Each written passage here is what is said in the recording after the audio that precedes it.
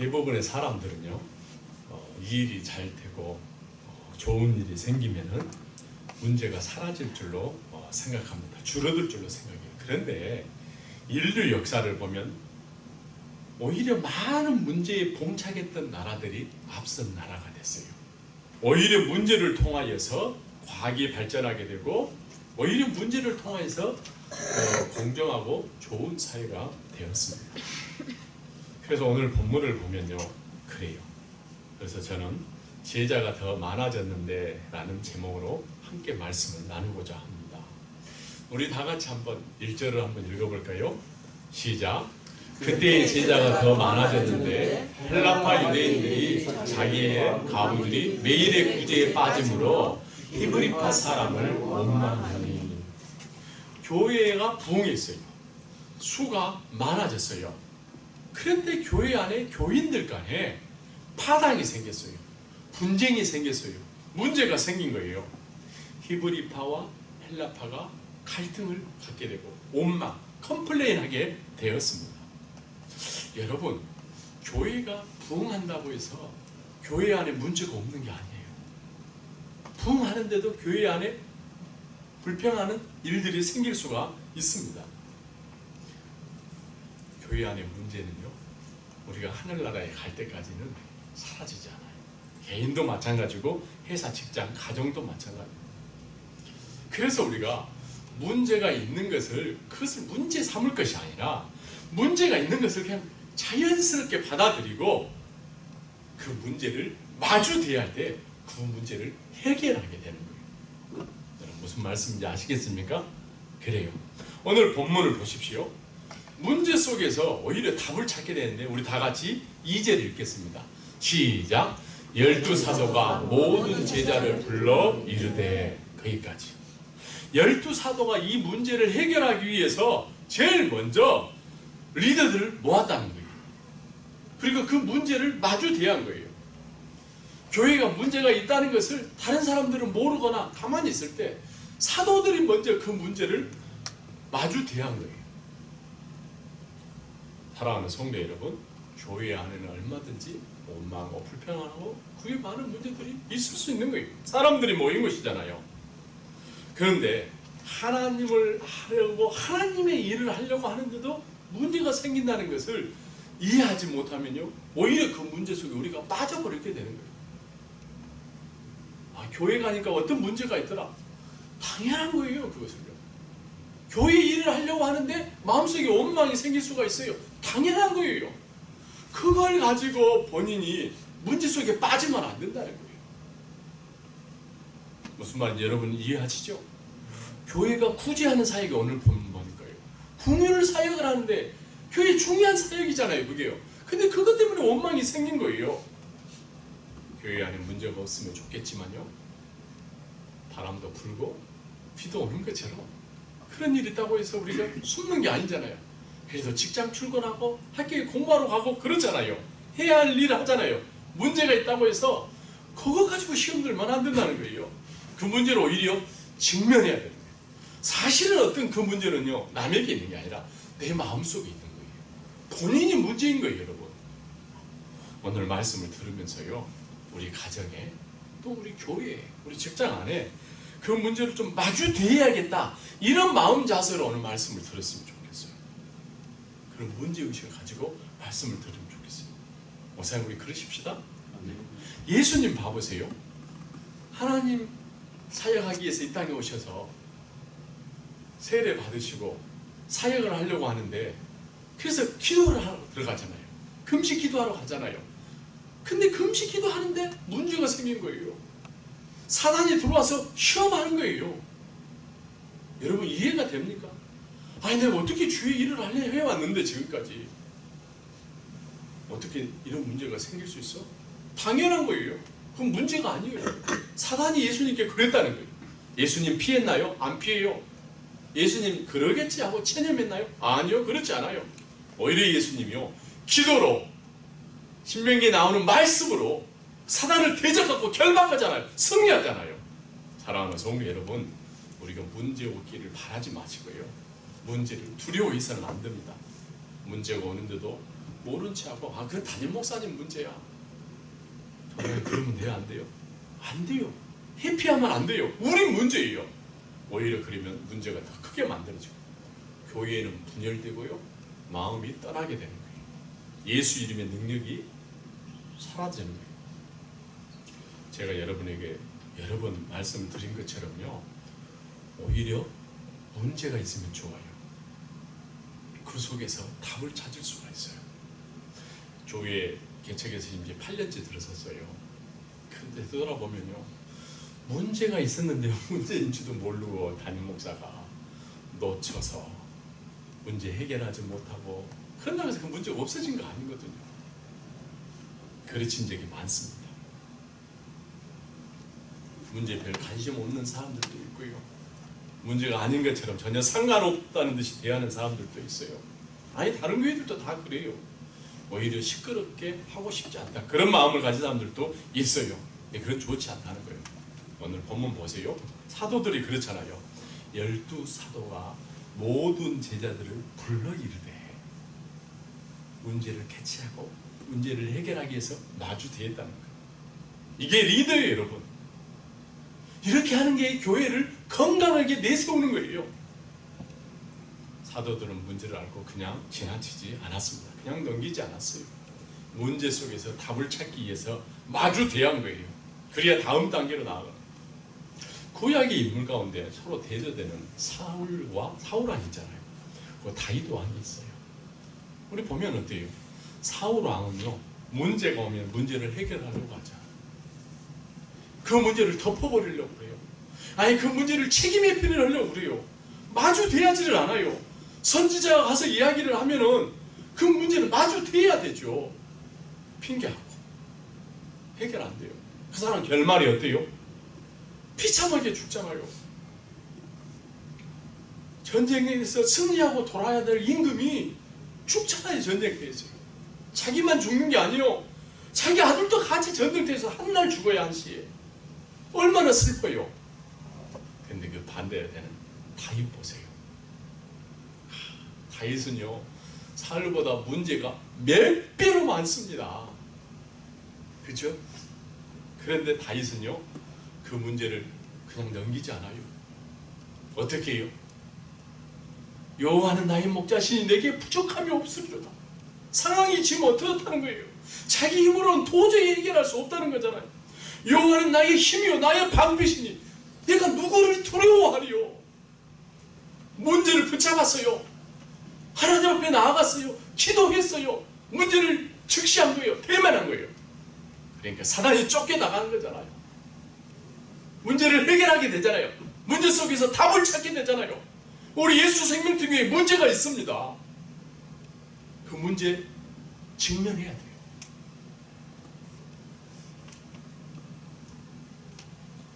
나는 이 말씀이 참 좋아요. 12사도가 모든 제자를 불러 이르되. 그래서 다윗은 목동이었지만 이스라엘을 다스리는 왕이 되잖아요. 왕이요. 사랑하는 성도 여러분, 우리 가정에 뭔 문제가 있지 않는지 한번 살펴볼까요? 우리 교회 안에 어떤 문제가 있는지 우리 한번 살펴볼까요? 회피하지 마시오. 직면합시다.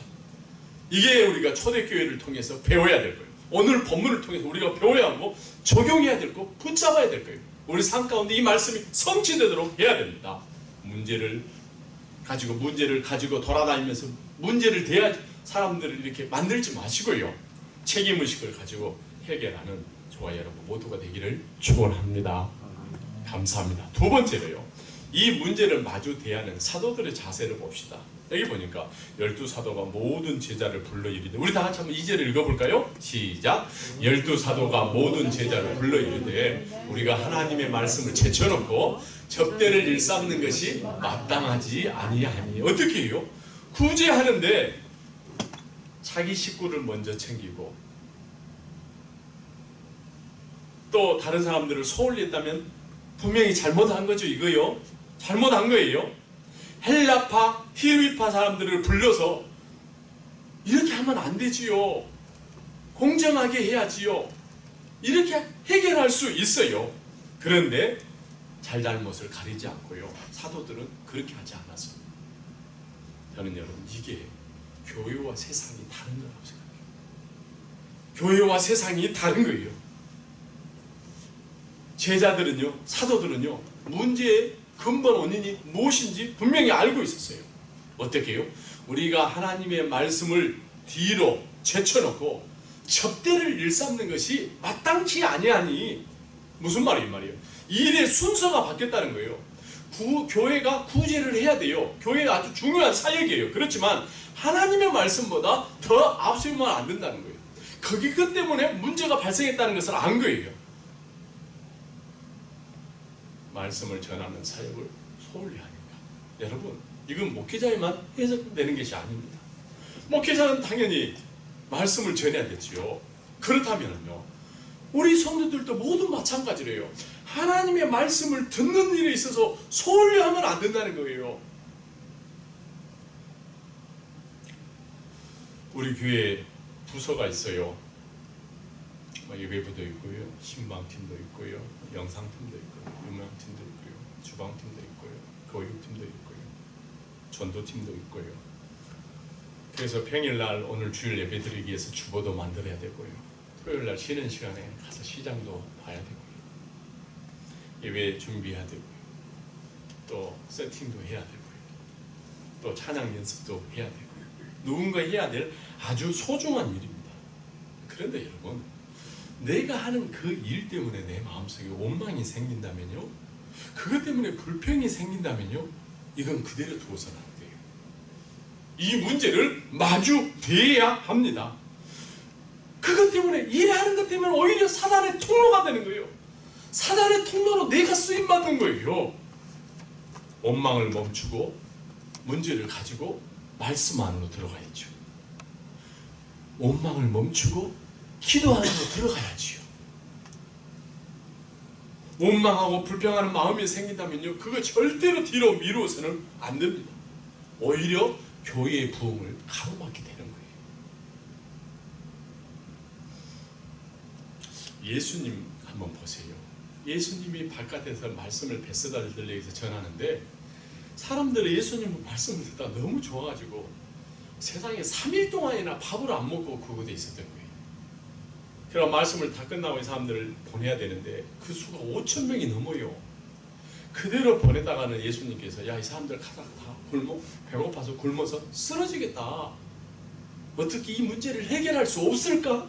예수님이 이야기했대요.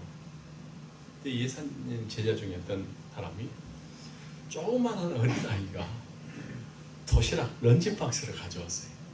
그 안에 떡이 2개, 물고기가 5마리가 있어요. 그 조그마한 런치박스를 예수님 앞에 내놓아요.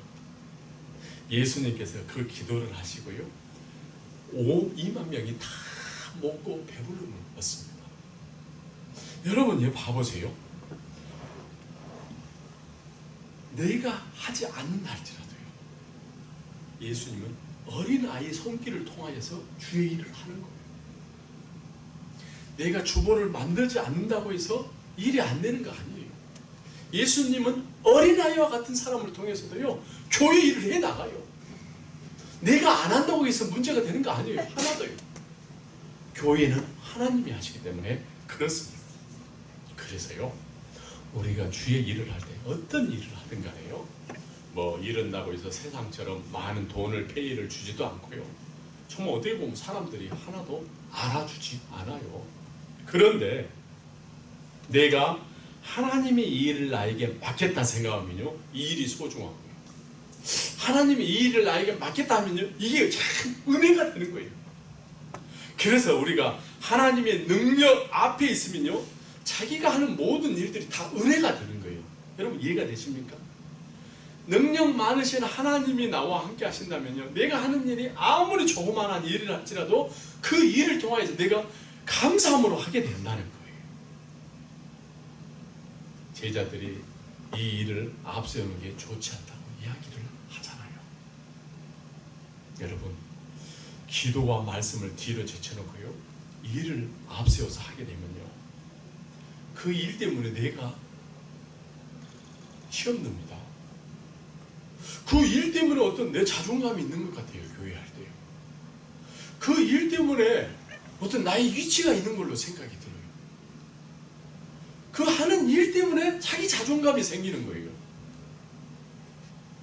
이 일 많이 하게 되면요, 중독에 빠집니다. 일 중독이에요. 교회 일을 하면서요, 저도 굉장히 그걸 조심해요. 사실 예수님이 이것보다는 더 원하시는 게 있는데, 그게 뭔가? 말씀과 기도에 먼저 집중하라는 거. 우리 한번 따라서 해볼까요? 은혜는 하나님의 능력 앞에 자신을 발견하는 것이다.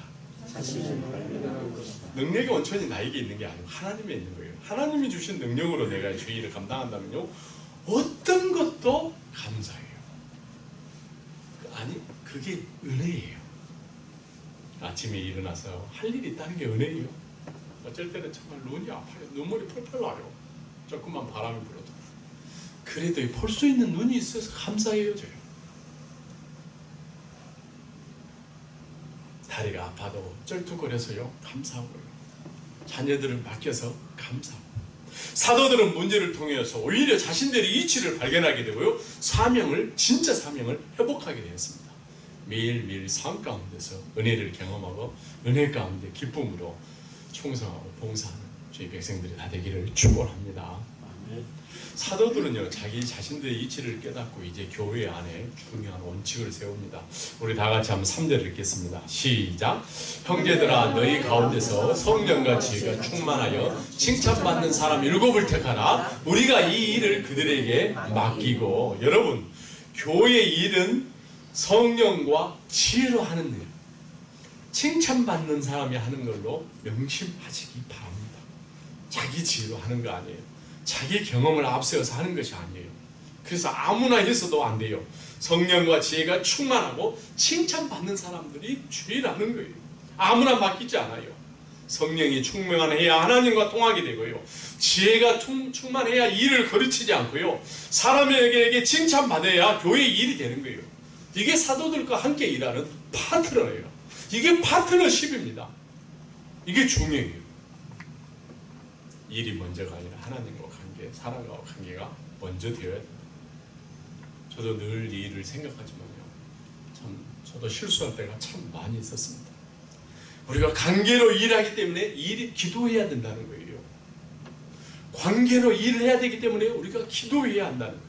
맡은 일에 은혜로 감사하면서 성령과 지혜를 구하면서 칭찬받는 사역이 되기를 축원합니다. 사도들이요, 교회 안에 이 분쟁을 풀기 위해서 4절에 우리는 오로지, 다 같이 시작.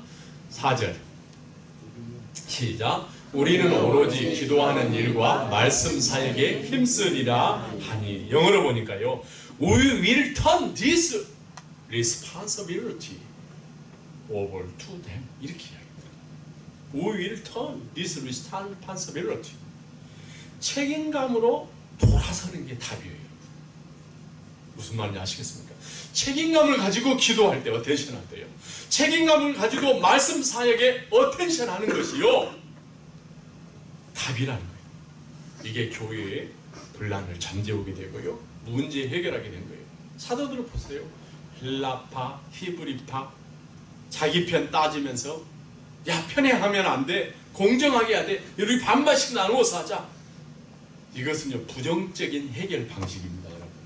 근데요, 기도하는 일과 말씀 전하는 사역에 힘씁니다. 이걸 저는 긍정적인 해결 방법이라고 이야기하고 있습니다. 뭐뭐 하지 말자 이럴 필요가 없어요. 그러면 오히려 더 힘들어요.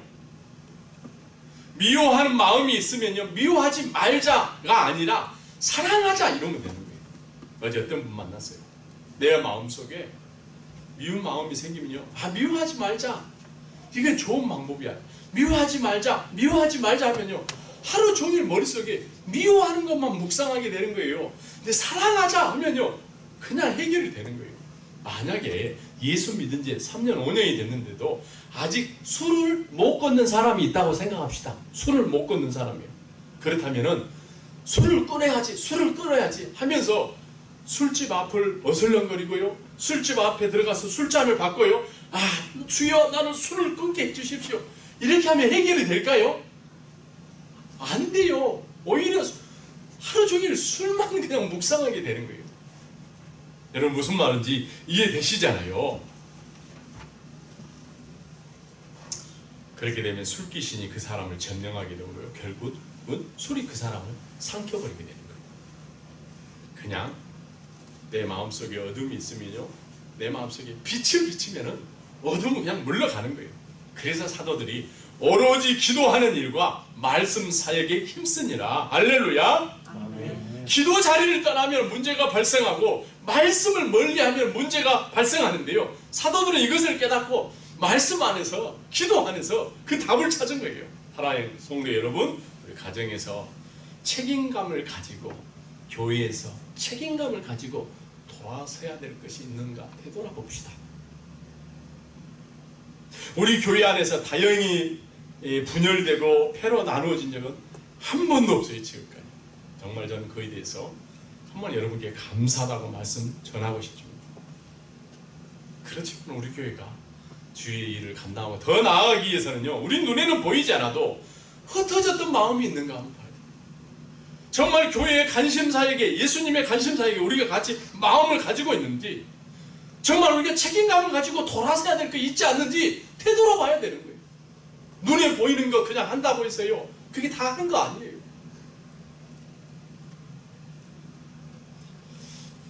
여러분, 우리 오늘 교인, 우리 바이블 타임 가져오시고 또 교인 수칙 가지고 오셨잖아요. 버킷리스트 뒤에 보면 우리 2년 교회 수칙 있잖아요. 거기 보면요, 제가 그걸 만들면서 한번 자세히 한번 봐보세요. 뭐뭐 하지 말자, 뭐뭐 하지 말라, 이런 표현은 하나도 없어요. 제가 굉장히 신경 쓰고 만들었습니다. 보면요, 뭐뭐 합니다, 뭐뭐 합시다.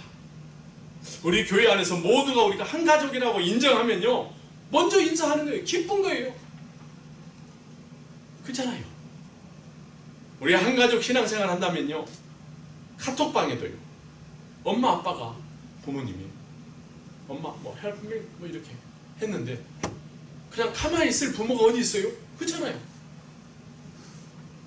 자녀들한테 뭘 부탁했는데 자녀들이 가만히 있을 자녀가 어디 있어요? 아무리 바빠도 대답하잖아요. 그렇잖아요. Thank you, mommy. 그렇잖아요. 감사합니다.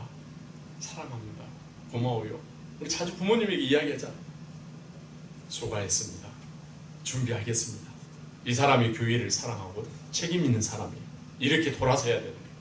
여러분, 지난주에 아니면 지난달에 아니면 지난해에 해결되지 않았던 문제를 지금도 가지고 계신다면 혹시나 뭐 하지 말자 이렇게 하지 마시고요, 부정적인 방법이 아니라 그 문제 안에서 오히려 갇혀버리지 않도록, 사도들은 패가 갈라지고 원망하고 분란이 생겼을 때 오로지 기도하고 말씀 사역에 힘쓰느라 했던 것처럼 그게 문제를 푸는 답입니다. 여러분, 어떻게 기도하고 계세요? 어떻게 말씀 사역하고 계세요? 말씀 들으세요. 오늘 아침에 제가 평소보다도 거의 1시간 더 빨리 왔어요. 왜? 말씀 전하기 전에 내가 먼저 좀 기도 좀 많이 해야겠다. 우리 예수님 봐보세요. 하나님이 어떻게 푸는지. 우리 하나님, 빛이 있으라 창조를 하시는, 천지창조하시는 하나님, 말씀으로 천지창조하시는 하나님, 우리가 어떻게 이해해요? 어떻게 그게 과학적으로 인증이 됩니까? 안 돼요. 증명할 수 없어요. 증명할 수 없는 것이 당연해요. 근데 사도들은요, 말씀과 기도, 문제를 가지고 말씀 안으로 들어갔어요. 기도도 마찬가지입니다. 하나님을 믿지 않고는 기도할 수 없어요. 그렇잖아요. 죽은 사람이 어떻게 다시 살아날 수 있습니까? 세상에는 이런 기록도 없고요, 세상에는 이것을 믿는 사람도 없고, 이런 걸 믿는 사람들을 오히려 좀 비정상적인 사람으로 생각해요. 그런데 성경에는 그런 말씀이 있어요. 그리고 그것을 믿으라고 해요. 그래서 사도들은 문제를 가지고 기도 안으로 들어간 거예요. 우리 한번 예수님이 어떻게 했는가 봐볼까요? 요한복음 11장 39절 다 같이 한번 읽어봅시다. 시작. 예수께서 이르시되 돌을 옮겨 놓으라 하시니 그 죽은 자의 누이 마르다가 가로되 주여, 죽은 지가 나흘이나 되었음에 벌써 냄새가 나나이다 하심이니라. 아멘. 생물학적으로는 피가 멈췄어요.